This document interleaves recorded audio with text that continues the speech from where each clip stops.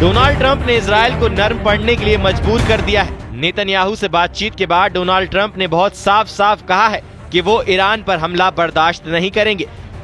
जब तक परमाणु मुद्दे पर बातचीत हो रही है, इजराइल को ईरान पर हमला नहीं करना चाहिए। ये बात खुद डोनाल्ड ट्रंप ने दुनिया को बताई है। नेतन्याहू ने भी माना है कि ईरान पर हमले की तैयारी फेक न्यूज थी। इस खबर ने इजराइल के पूरे कैंप में खलबली मचा दी है। सिर्फ 24 घंटे में वक्त बदल गया, जज्बात बदल गए, नेतन्याहू के युद्ध वाले तेवर ठंडे पड़ गए। डोनाल्ड ट्रंप की एक फोन कॉल ने इजराइल के एक्शन प्लान पर ऐसा बम गिराया कि नेतन्याहू भूल गए कि उन्होंने ऑपरेशन तेहरान नाम का कोई सीक्रेट मिशन तैयार किया है। ट्रंप और नेतन्याहू की फोन पर हुई बहस ने इजराइल की मिलिट्री लीडरशिप में कोहराम मचा दिया है। नेतन्याहू आखिर ट्रंप से क्यों बोले वो ईरान पर हमला नहीं करेंगे? क्या ईरान से डर गया है इजराइल? नेतन्याहू ने कहा है कि ईरान पर हमले वाले ऑपरेशन की बात फेक न्यूज है, इसलिए सवाल उठ रहा है कि इजराइल किससे घबरा गया? ये ट्रंप का खौफ है या ईरान के तेवर? ट्रंप और नेतन्याहू की फोन पर हुई बहस का पूरी दुनिया को पता चल गया है।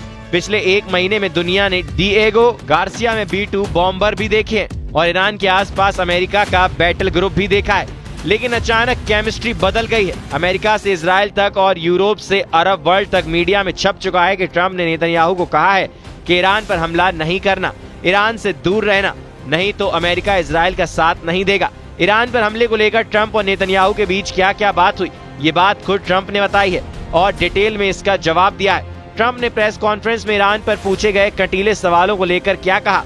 ट्रंप ने माना कि उन्होंने नेतन्याहू को वार्निंग दी। फिर प्रेस कॉन्फ्रेंस में अचानक शोर बढ़ गया और ट्रंप ने फिर से जवाब दिया और उनसे फिर काउंटर सवाल किया गया।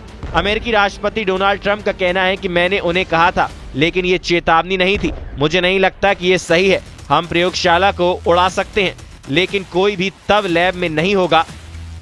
मैंने उनसे कहा कि अभी ऐसा करना ठीक नहीं होगा, क्योंकि हम इस मुद्दे का हल निकालने के करीब हैं। ये किसी भी वक्त बदला जा सकता है, एक फोन पर बदल सकते हैं। वो एक सौदा करना चाहते हैं और अगर हम सौदा कर सकते तो बहुत से लोगों की जान बच जाएगी। सच ये है कि हम डील होने के करीब हैं। मैं इसे खराब नहीं करना चाहता। मैं आपको बता दूं, मैं उन लोगों पर ज्यादा सख्त हूं जिनके बारे में आप बात कर रहे हैं, लेकिन ये सख्ती कब करनी है आपको पता होना चाहिए। अगर मुझे लगता है कि इससे डील को नुकसान पहुंचेगा। ट्रंप और नेतन्याहू के बीच फोन पर भी जो भी बातचीत हुई उसका सारा आसान शब्दों में समझ लीजिए, क्योंकि यही ट्रंप और नेतन्याहू की बातचीत का लबो लुबाब है। ट्रंप ने नेतन्याहू से कह दिया है कि वो अपना दिमाग ठंडा रखे, खासकर तब तक जब ईरान और अमेरिका की परमाणु मुद्दे पर बातचीत चल रही है और नतीजा 2 हफ्तों में निकल सकता है। लेकिन इजराइल के पॉलिटिकल सर्किल में इसका मैसेज कुछ और जा रहा है। सवाल उठ रहे हैं कि क्या ट्रंप और ईरान की डील ने इजराइल को ठग लिया है? ट्रंप इस वक्त सब कुछ अपनी शर्तों पर कर रहे हैं, चाहे वो टैरिफ हो, यूक्रेन हो, गाजा हो या फिर ईरान और इजराइल के बीच मंडराते युद्ध वाले बादल। ट्रंप ने बहुत साफ साफ मैसेज दे दिया है। नेतन्याहू पर ईरान के खिलाफ नर्म पड़ना ये पूरी दुनिया के लिए बहुत बड़ी खबर है, क्योंकि एक हफ्ते पहले इस बात की चर्चा शुरू हो गई थी इजराइल किसी भी वक्त ईरान पर हमला कर सकता है। इसलिए नेतन्याहू के बैकफुट पर जाने पर सवाल उठ रहे हैं। ये सवाल इसलिए क्योंकि मई के महीने में इजराइल एयरफोर्स ने अपने 3 बहुत ही खतरनाक फाइटर जेट बार बार दिखाए हैं। इजराइल का F-15 तैयार बताया गया, इजराइल का F-16 भी तैयार कर दिया गया, इजराइल को अमेरिका से मिला F-35 भी दिखाकर वार्निंग दे दी गई। ये तीनों लड़ाकू विमान इजराइल को अमेरिका से ही मिले हैं। ये तीनों जेट इजराइल के सबसे खतरनाक स्ट्राइक मिशन के लिए तैयार कर दिए गए। F-15, F-16 और F-35 तीनों के टारगेट पर ईरान है। ये बात बार बार बताई गई। ईरान के परमाणु प्लांट तक यही जेट ऑपरेशन करेंगे, इसका इशारा भी दिया गया। सवाल उठने लगा कि जनवरी गुजरा, फरवरी गुजरा, मार्च गुजरा, अप्रैल भी गुजर गया। अब मई में क्या होने जा रहा है? क्या 2025 का सबसे खतरनाक पल आ चुका है? सवाल उठने लगे कि ईरान पर इजराइल के हमले की घड़ी बहुत करीब आ चुकी है। ये खबर अमेरिका से लेकर यूरोप और इजराइल के मीडिया ने छाप दी। इन रिपोर्ट्स में अमेरिका की खुफिया एजेंसियों का हवाला दिया गया। रिपोर्ट्स में बताया गया कि इजराइल बहुत जल्दी ईरान के खिलाफ खतरनाक कदम उठाने जा रहा है। अमेरिका की इंटेलिजेंस एजेंसियों के मुताबिक इजराइल ने ईरान के परमाणु ठिकानों पर हमला करने की तैयारी कर ली है। इसका दावा किया गया और ये स्ट्राइक बहुत जल्दी अंजाम दी जा सकती है। ये रिपोर्ट ऐसे वक्त सामने आई जब राष्ट्रपति डोनाल्ड ट्रंप ने ईरान के साथ परमाणु मुद्दे पर बातचीत जारी है। अब ट्रंप ने बातचीत का भांडा फोड़ दिया है और सवाल नेतन्याहू पर उठ रहे हैं कि इजराइल किससे घबरा गया।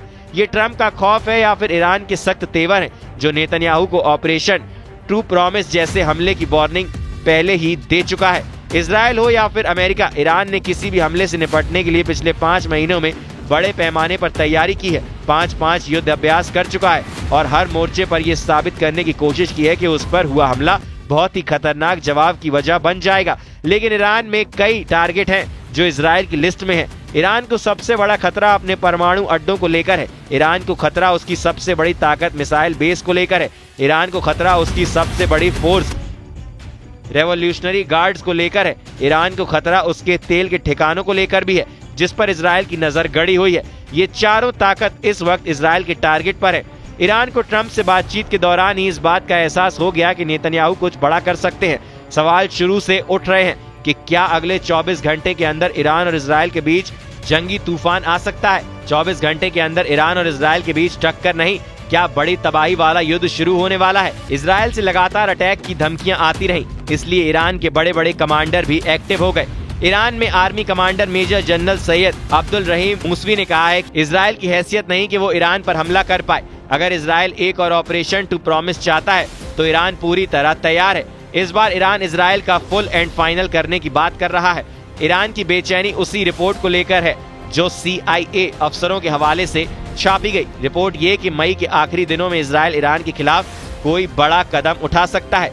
हालांकि अब नेतन्याहू इससे इनकार कर रहे हैं। वैसे ईरान की तैयारी को लेकर खामनेई के जनरल बता चुके हैं कि उनकी उंगली ट्रिगर पर है, बस ऑर्डर का इंतजार है। फिर चाहे सामने इजराइल हो, अमेरिका हो या फिर कोई और दुश्मन, ईरान इस वक्त इजराइल और अमेरिका से डबल फ्रंट वाले युद्ध लड़ने का इरादा कर चुका है। IRGC प्रमुख मेजर जनरल हुसैन सलामी का दावा है कि जहां से भी ईरान पर हमला होगा वो हमारे टारगेट पर होगा। हम वहां हमले करेंगे जहां से दुश्मन जुड़ा हुआ है। ईरान इस वक्त बहुत आक्रामक है और जनवरी और फरवरी में ही 5-5 से युद्ध अभ्यास करके वो बड़ा सिग्नल दे चुका है। सिग्नल इस बात का कि अब उस पर हमला हुआ तो पूरा पश्चिम एशिया जलेगा। इजराइल और अमेरिका के अड्डों को तो पूरी तरह तबाह कर दिया जाएगा। ट्रंप बेशक ईरान से डील के लिए बात कर रहे हैं, लेकिन ये भी सच है कि इजराइल को बम से लेकर बमबाज विमान देने वाला अमेरिका ही है। यही वजह है कि अमेरिका पर ईरान के यकीन का लेवल 0% है। ये बात ईरान के सुप्रीम लीडर अली खामनेई ने भी साफ साफ शब्दों में कह दी है। अमेरिकी राष्ट्रपति का कहना है कि हम गाजा और ईरान के मुद्दे पर बहुत अच्छा कर रहे हैं। मुझे लगता है कि हम कुछ साझेदारी वाले नतीजे देखेंगे। 2 तरह के नतीजे हो सकते हैं, एक साझेदारी वाला नतीजा, दूसरा हिंसक नतीजा। मुझे नहीं लगता कि कोई दूसरी तरह का नतीजा चाहता है। ट्रंप की वार्निंग के बाद इजराइल बैकफुट पर है, लेकिन ईरान चौकन्ना है।